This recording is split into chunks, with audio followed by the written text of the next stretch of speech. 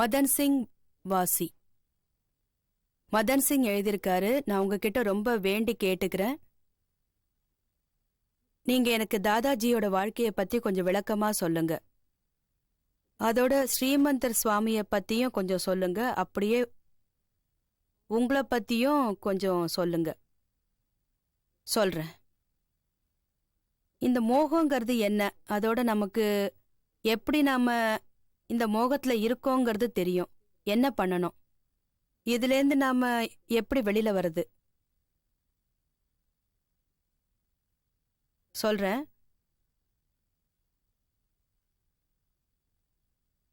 தாதாஜி ஒரு ஞானி. அவரோட வாழ்க்கை சாதாரண மனுஷா மாதிரி இருந்தது கிடையாது. ஞானம் அவருக்கு 1958 வந்தது. ஆனா சின்ன வயசுலேருந்தே அவருக்கு சில வித்தியாசமான சக்திகள்லாம் இருந்தது. அவரோட வாழ்க்கை ஒரு சாதாரண சிறுவர்கள் மாதிரி இருக்கல. சின்ன வயசுலயே அவர் நிறைய விஷயங்கள்லாம் செஞ்சாரு. அத கடைபிடிச்சாரு. கழுத்துல மணி கட்டிக்கிட்டு குரு மந்திரம்லாம் சொல்வாரு. சின்ன வயசுலேருந்தே மணி எடுத்து கழுத்துல கட்டிக்கிட்டு தான் இருப்பாரு. ஒரு நாளைக்கு அவங்க அம்மா அவங்கள கூப்பிட்டு இந்த மணியை கட்டிக்கோ அப்படின்னாங்க. நான் இந்த மணியை எதுக்காக கட்டிக்கணும், ஏன் கட்டிக்கணும் அப்படின்னு அவர் கேட்டாரு. உடனே அதுக்கு அவங்க அம்மா பதில் சொன்னாங்க, நீ இந்த மணியை கட்டிக்கலன்னா எல்லாரும் உன்ன குரு இல்லாம ஒருத்தன் இருக்கான் பாருங்க அப்படின்னு எல்லாரும் உன்னை சொல்ல ஆரம்பிப்பாங்கன்னாங்க. நீ இந்த மணியை கட்டிக்கிட்டு தான் ஆகணும்னாங்க. குருவை நீ அடையணும்னாங்க. ஸோ அந்த சின்ன வயசுலயே அவருக்கு அந்த ஞானமெல்லாம் இருந்தது. அவங்க அம்மா கிட்ட சொல்லி நான் இந்த மணியை கட்டிக்க மாட்டேன் அப்படின்னு சொல்லிட்டாரு. நான் யாரையும் குருவாவும் ஏத்துக்க மாட்டேன் அப்படின்னு சொல்லிட்டாரு. நாம குருன்னு யார சொல்றோம், யாருக்கு ஞானம் தராங்களோ அவங்க தானே குரு. சும்மா ஒரு மணியை கட்டிக்கிட்டதுனால ஞானம் வந்துருமா என்ன? அந்த சின்ன வயசுலயே பதில சொல்லி மணியை கட்டிக்க மாட்டேன்னுட்டாரு. சாது மகான்களுக்கெல்லாம் சேவை செஞ்சுக்கிட்டு இருந்தாரு. அது அவருக்கு ரொம்ப பிடிச்சிருந்தது. அமாவாசை காலங்கள்ல அந்த கிராமத்துக்கு யாராவது சாது மகான்கள் வந்தாங்கன்னா ஸ்கூல்ல இருந்து நேரா அவங்க இருக்கிற இடத்துக்கே அவர் போயிடுவாரு. அவங்களுக்கு சேவை செஞ்சுக்கிட்டு இருப்பாரு. அது மட்டும் இல்ல, என்ன வேணுமோ அவங்களுக்கு அதை வாங்கி கொடுப்பாரு. அவங்களுக்கு காலை பிடிச்சு விடுவாரு.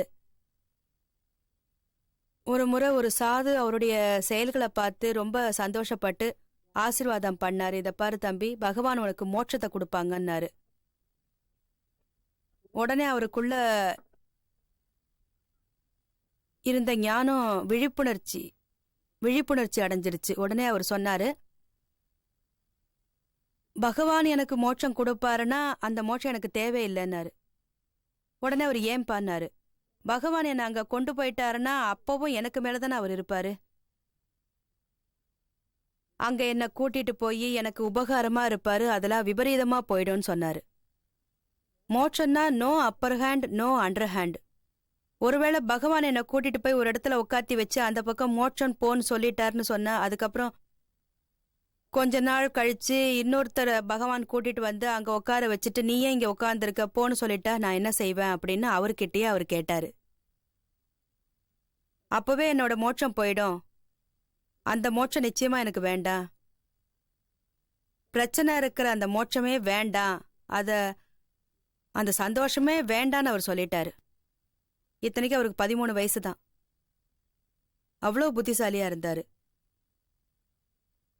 அவருக்கு ஸ்கூல்ல பாடம் சொல்லி கொடுக்கும்போது சிறுபான்மை கத்துத்தராங்க இல்லையா, அதுல LCM least common factor teacher சொல்றாங்க, சொல்லி கொடுக்கறாங்க. முதல் முறையா இது ஒரு ரொக்கங்க, மிகச்சிறிய அமௌண்ட், பாக்கி எவ்வளவு போடுங்க அப்படின்னு அவங்கள போட சொல்றாங்க. உடனே அவர் எந்திரிச்சு டீச்சர் கிட்ட கேக்குறாரு, மாஸ்டர் உங்களோட இந்த வாக்கியங்கள் கடவுள் சொன்ன மாதிரியே இருக்கு. அதை எப்படின்னு அவங்க கேட்டாங்க. நீங்க இப்ப ஏதோ ரொக்கங்கள்னு சின்ன சின்னதா இருக்குன்னு சொன்னீங்க இல்லையா, இது எல்லாமே இந்த உலகத்துல ஜீவிச்சிருக்கிற உயிர்கள் தானே, ஒரு வகையில அதெல்லாம் ரொக்கம் தானே அப்படின்னாரு. இதுல எல்லாமே சின்ன சின்னதுதான், ரொக்கத்துக்கு வர்த்தமே கிடையாது அப்படின்னாரு. இது மாதிரி தானே பகவான் இருக்காருன்னாரு. இதத்தான் அவர் சொன்னாரு. எல்லாருமே படிக்கிறாங்க தான், ஆனா அந்த மாதிரி நினைக்கிறது இல்லையே.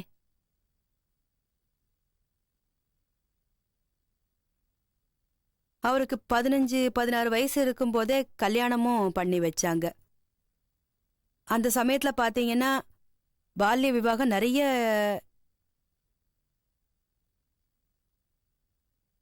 கல்யாணத்தும் போது ஸ்பெஷலா காட்டுற அந்த தலப்பா வெளியில விழுந்துருச்சு. அப்ப அவருக்கு பொண்டாட்டி இருக்கிறது கூட கண்ணுக்கு தெரியாம போயிடுச்சு. அவருக்கு கவலை வர ஆரம்பிச்சிருச்சு. கல்யாணத்தோட எண்ட் ரிசல்ட் என்ன, இதோட கல்யாணத்தோட இறுதி விளைவுகள் என்ன? அவரோட மனசுல திடீர்னு ஒரு எண்ணம் வர ஆரம்பிச்சது. ரெண்டுத்துல ஒண்ணு ஏத்துக்கிட்டு தான் ஆகணும். ஒண்ணு அவர் சாவாரு, இல்லைன்னா அவ சாவா. கரெக்ட். இதோட விளைவு இதுதான்.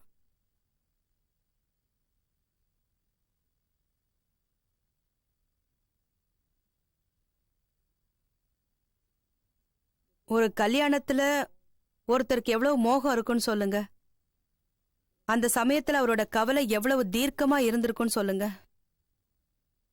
சாதாரண மனுஷனுக்கு இருக்காது, சாதுக்களுக்கு தான் இந்த எண்ணங்கள் வரும். ரொம்ப தீர்க்கமான எண்ணம் இருக்கணும். ஞானிகளால தான் இப்படி யோசிக்க முடியும்.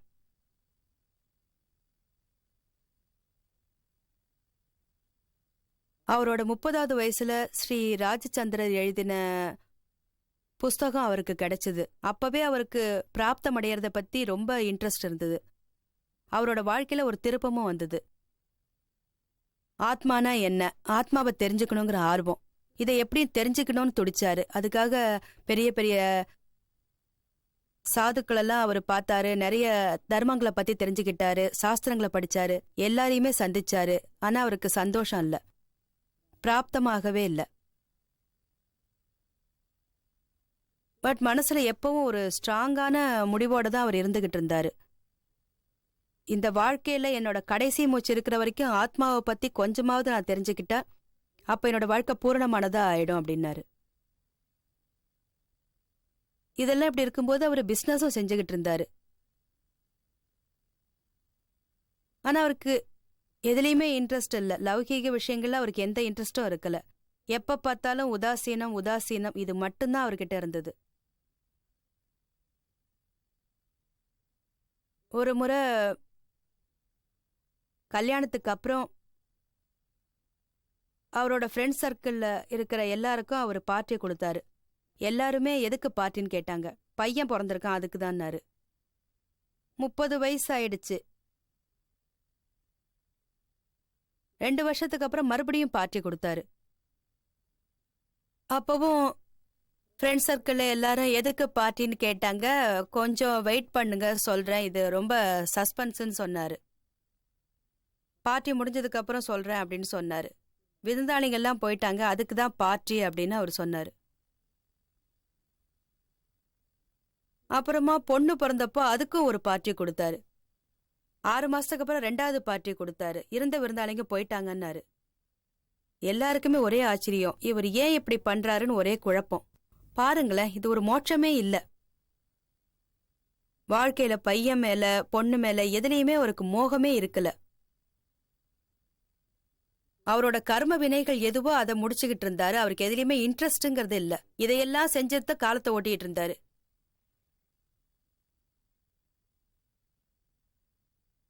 ஆயிரத்தி 1958 சூரத் ஸ்டேஷன்ல அவரு அடுத்த ட்ரெயினுக்காக காத்துக்கிட்டு உட்கார்ந்துகிட்டு இருந்தாரு.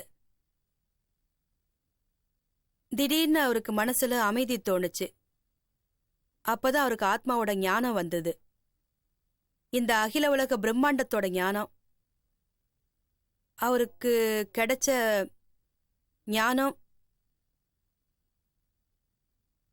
திடீர்னு ஆல் ஆஃப் சடன்ல 1 மணி நேரத்துல அது நடந்தது. அதே வகையில தான் அடுத்தவங்களுக்கும் செஞ்சாரு. இத நாம அனுபவத்துல தான் உணரணும். ஞான விதிக்கு அப்புறம் தான் தெரியும். அதே ஞானம் அவர்கிட்டேருந்து எனக்கு 68ல தான் கிடைச்சது. அந்த ஞானத்தை இப்ப நாங்க எல்லாருக்கும் கொடுத்துக்கிட்டு இருக்கோம். 4 வருஷம் வரைக்கும் அவருக்கு ஞானம் கிடைச்ச விஷயத்த பத்தி யாருக்குமே அவரு சொல்லாம இருந்துட்டாரு. அவருக்குள்ளே இருந்தது, வெளியில சொல்லவே இல்ல. வெளியில யாராவது கேட்கலான்னு நினைச்சாலும் இவருக்கு ஞானம் வந்திருக்கிற விஷயம் வெளியில யாருக்குமே தெரியாதே. எப்போவாத சொல்லியிருந்தா தானே. அவரோட பொண்டாட்டி கூட இந்த விஷயம் தெரியாது. ரொம்ப நாள் கழிச்சுதான் அவங்களுக்கே அது தெரிய ஆரம்பிச்சது. எல்லாருமே இவரை பகவான் மாதிரின்னு சொல்லிக்கிட்டு இருந்தாங்க. அப்புறம் மத்தவங்க எல்லாருமே பகவான் இல்ல, பகவான் மாதிரி அப்படின்னு சொல்லி விளக்கி புரிய வச்சாங்க.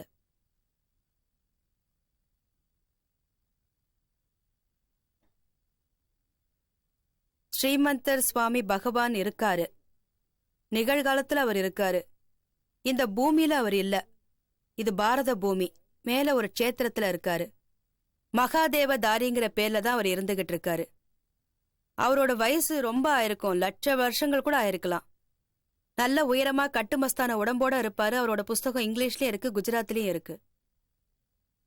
சாஸ்திரத்தை கூட கரைச்சு குடிச்சிருக்காருன்னு சொல்லலாம். தாதாஜிக்கு இயற்கையிலேயே ஒரு தனி சக்தி இருந்தது. அடுத்த ஜென்மத்துல ஏதோ நடக்க போகுதுன்னு அவருக்கு தெரிஞ்சது. இந்த ஞானம் அவர்கிட்ட இருந்து இந்த வழியில கிடைச்சது. அதை நாங்க டைரக்டா கொடுக்கறோம்னாரு. அதனாலதான் இவ்வளவு பவரா இருந்து எல்லா காரியங்களையும் நடத்தி வைக்கிது. சித்தம் டைரக்ட் எக்ஸ்ட்ராக்ட். ஞானம்ங்கிறது நிச்சயமான ஞானம். விவாகரத்துக்கு உண்டானது இல்ல, ஆத்மாதான். இந்த விவாகத்துக்கான ஞானம் இந்த உலகத்துல நிறைய பார்த்துக்கிட்டு இருக்கோம். அது வந்துகிட்டும் போய்கிட்டு தான் இருக்கும், வந்துடும் போயிடும். ஆனா இது உண்மையான ஞானம். ஒரு முறை வந்துருச்சுன்னா அது திரும்பி போறதே கிடையாது. நம்மளுடைய தேகமானது இந்த வாழ்க்கையில ஆத்ம ஞானம் பிராப்தம் அடைஞ்சதுக்கு அப்புறம் ஞானியோட இந்த 5 கட்டளைக்குள்ள இருக்கணும்.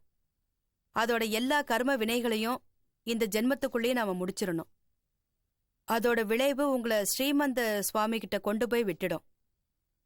நல்ல மோட்சம் கிடைக்கும். இந்த காலத்துல, அதுவும் இந்த கலியுகத்துல எல்லா கர்ம வினைகளும் முடிஞ்சு போறது கிடையாது. இதுல கொஞ்சம் பாக்கி இருக்கும். அது எல்லாத்தையும் நாம முடிக்க வேண்டி இருக்கும். ஆனா மோட்சம் தான் நம்ம கிட்டயே இருக்கு. அப்புறம் என்ன வேறுபாடு இருக்க போகுது? என்னை பத்தி சொல்றதுக்கு என்ன இருக்கு? இப்போதைக்கு நான் உங்க முன்னாடியே தான் இருக்கேன். மத்தபடி ஒன்னும். இன்னைக்கு நான் இருக்கிற முக்தி நிலைக்கு தாதாஜியோட கிருபதான், விசேஷ கிருபதான் இதுக்கு காரணம். அவரோட கிருபையால தான் எனக்கு 1968 வருஷத்துல ஞானம் பிராப்தம் அடைஞ்சது. அதுக்கப்புறம் நான் சுத்த ஆத்மாங்கிறது என்னோட மந்திரம். அதுக்கு முன்னால இந்த பகவான் இதெல்லாம் எந்த விதமான இன்ட்ரெஸ்டும் கிடையாது. இந்த தர்மம் எல்லாமே ஹம்பக்குன்னு தான் நினைச்சேன். என்னோட எண்ணம் அதுதான். படிப்புல தான் எனக்கு இன்ட்ரெஸ்ட் இருந்தது. படிப்புல ரொம்ப சூட்டியா இருப்பேன். எப்பவுமே ஃபர்ஸ்ட் கிளாஸ்ல தான் நான் வருவேன். அதனால அகங்காரம் ரொம்ப உச்சகட்டத்துல இருந்தது. ஆகாயத்தையே தொட்டுடுச்சு. ஞானத்துக்கு அப்புறம் அது எல்லாம் தானா போயிடுச்சு. எனக்கே எப்படின்னு தெரியாது. ஞானத்தினாலேயே போயிடுச்சு. மத்தபடி நான் செஞ்ச சூட்சும தவறுகள்லாம் பெருகி பெருகி பரிகாரங்கள்லாம் பண்ணி தாதாஜிக்கு சேவை பண்றதுக்கு சான்ஸ் கிடைச்சது. அதனால பல விஷயங்கள் எனக்கு கிளியர் ஆச்சு. கிருபையால வந்தது, அதுவும் ஸ்பெஷல் கிருபைன்னு கூட சொல்லலாம். எவ்வளவு கட்டளைகளை நாம பின்பற்றோமோ, தாதாஜியோட 5 கட்டளைகளை ஃபாலோ பண்ணினோம்னா, உலகத்துல நாம நம்மளோட மனம், சித்தம், வாக்கு இதெல்லாம் சமர்ப்பிச்சிட்டோம்னா எவ்வளவு முடியுமோ அவ்வளவு கிருபை நமக்கு கிடைக்கும். அந்த கிருபையினாலதான் நமக்கு முன்னேற்றமும் கிடைக்கும், மோட்சமும் கிடைக்கும். புரிஞ்சிருக்கும்னு நினைக்கிறேன். அம்மா, உங்களோட சிடியை நான் போட்டு பார்த்தேன். அதில் உங்களோட ஃபேமிலி பேக்ரவுண்ட் பற்றி சொல்லியிருக்கீங்க. அதாவது உங்கள் கூட பிறந்தவங்க 5 பிரதர்ஸ். அதில் ஒரு பிரதர் உங்ககிட்ட எப்படியாவது தாதாஜியை பாருன்னு சொன்னதாக சொல்லியிருக்கீங்க. அதை பற்றி கொஞ்சம் சொல்லுங்களேன். உங்கள் வாழ்க்கை எப்படி போச்சு? படிப்பில் ஆரம்பித்து இன்னைக்கு இந்த நிலையில் இருக்கீங்க. எங்களுக்கு சில விஷயங்கள் புரிய 35 வருஷங்கள் ஆச்சு. சாரீஸ் கடை வச்சுருந்தாலும் இன்னைக்கு உங்கள் கிருபையால் இங்கே வர அளவுக்கு வளர்ந்துருக்கேன்.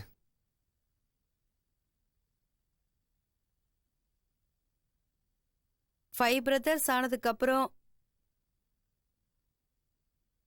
6வது பொண்ணு வந்தா. அப்பாவுக்கு எப்பவுமே பொன் குழந்தை வேணுங்கிற ஆசை இருந்தது. பொண்ணுக்காக அந்த காலத்துல பொண்ணு வேணும்னு வேண்டிக்க மாட்டாங்க. ஆனா அவரு வேண்டிக்கிட்டாரு. பிரார்த்தனை அன்னைக்கு செஞ்சாரு. பிரார்த்தனையால தான் வந்தேன். நான் பிறந்ததும் அவருக்கு இருக்கிற நகரத்துல பேண்டு வாத்தியங்கள்லாம் முழங்க செஞ்சாரு. பட்டாசு வெடிச்சு சந்தோஷமா கொண்டாடினாரு. பிறந்ததுலேருந்து செல்லமா தான் இருந்தேன். எனக்கு என்னோட பிறந்த நாளை ரொம்ப சந்தோஷமா கொண்டாடி என்னை வளர்த்து பெரியவளா ஆக்கினாரு. ஸ்கூலுக்கு போன முதல் நாள் அன்னைக்கு எனக்கு பேண்டு வாத்தியங்கள்லாம் வச்சு தான் ஸ்கூலுக்கு அனுப்பி வச்சாரு. என்னோட 5 பிரதர்ஸும் ஸ்கூல்ல இருந்தாங்க. அவங்களுக்கு அப்புறமா தான் நான் போவேன். அவங்க போறதுக்கு முன்னால அவங்களுக்கு பாடம் சொல்லி கொடுக்க டீச்சர் வந்து டியூஷன் எடுக்க வந்துடுவாங்க. அதை நான் அப்படியே உட்காந்து கவனிச்சுக்கிட்டு இருப்பேன். அது கூட எனக்கு நல்ல ஞாபகம் இருக்கு.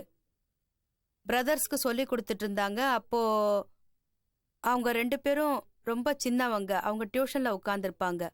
நானும் அவங்க கூட போய் உட்காந்துக்குவேன். எல்லாத்தையுமே கேட்டுக்குவேன்.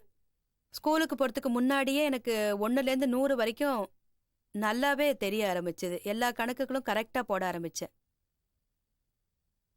கேட்டு கேட்டே போட்டேன். எல்லாத்தையும் நான் கத்துக்கிட்டேன். 1, 2 இதெல்லாம் நான் எழுதவே இல்லை. 1, 1, 2ன்ற மேட்டர்லாம் எனக்கு தெரியவே தெரியாது.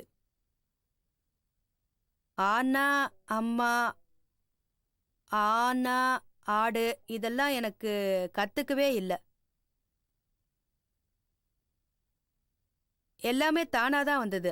அவங்களுக்கு பாடம் எடுக்கும்போது நானும் கூட உட்காந்து பாத்துக்குவேன். அப்படியே கத்துக்குவேன். என் பிரதர்ஸ் எல்லாரும் ஒன்னா சேர்ந்து விளையாடுவோம். அப்ப எனக்கு என்ன 5, 6 வயசு தான் இருக்கும்.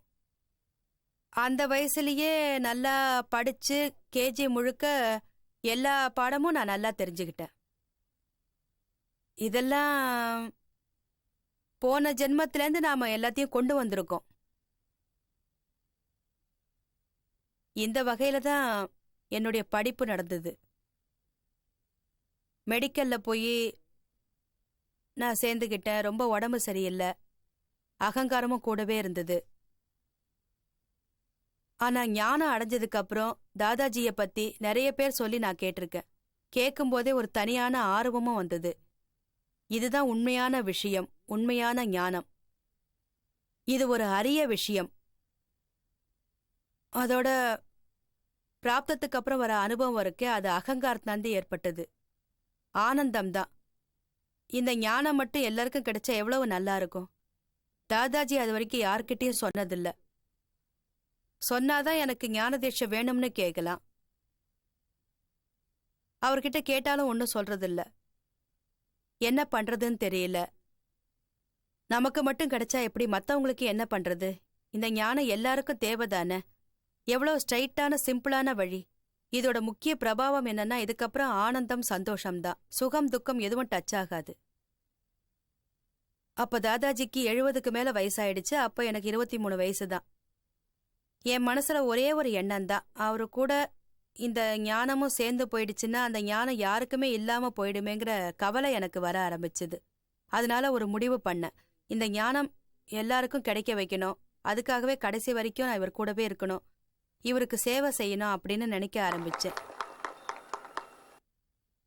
மற்றபடி இந்த உலக விஷயத்துல படிப்புலயும் சரி, டாக்டருக்கு படிக்கிறதுலயோ எனக்கு இன்ட்ரெஸ்ட் இல்லை. இருந்தாலும் படிச்சு முடிச்சேன். ஆனா அதுக்கும் மேல தாதாஜிக்கு சேவை செய்யறத தவிர வேற எதுவுமே செய்ய தோணல. தாதாஜிய வெளி உலகத்துக்கு நான் எடுத்து சொல்லணும்.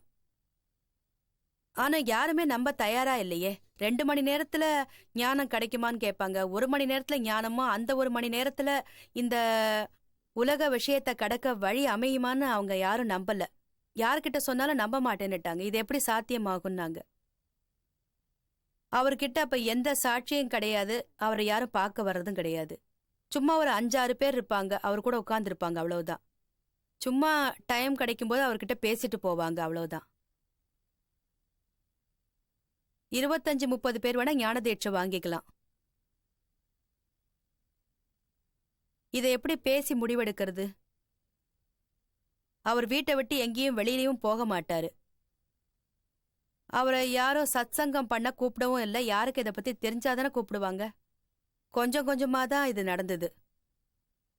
அதுக்கப்புறமா எங்க அப்பா அவுரங்காபாத்ல நடக்கிற ஒரு சத்சங்கத்துக்கு இன்விடேஷன் கொடுத்தாரு. ஃபர்ஸ்ட் டைம் வெளியில வந்தாரு. கொஞ்சம் கொஞ்சமா அவர் ஆரம்பிச்சாரு. அதுக்கப்புறம் மும்பைல இன்னும் சில இடங்கள்ல அவர் அரேஞ்ச் பண்ணாங்க. வீட்லயும் இது நடந்துகிட்டு தான் இருந்தது. 8 டிசம்பர் வரைக்கும் வீட்லயே தான் இருந்துகிட்டு இருந்தது. அதிகம் பப்ளிசிட்டி எதுவும் செய்யல. அந்த சமயத்துல இவ்வளோ டிவி எல்லாம் கிடையாது.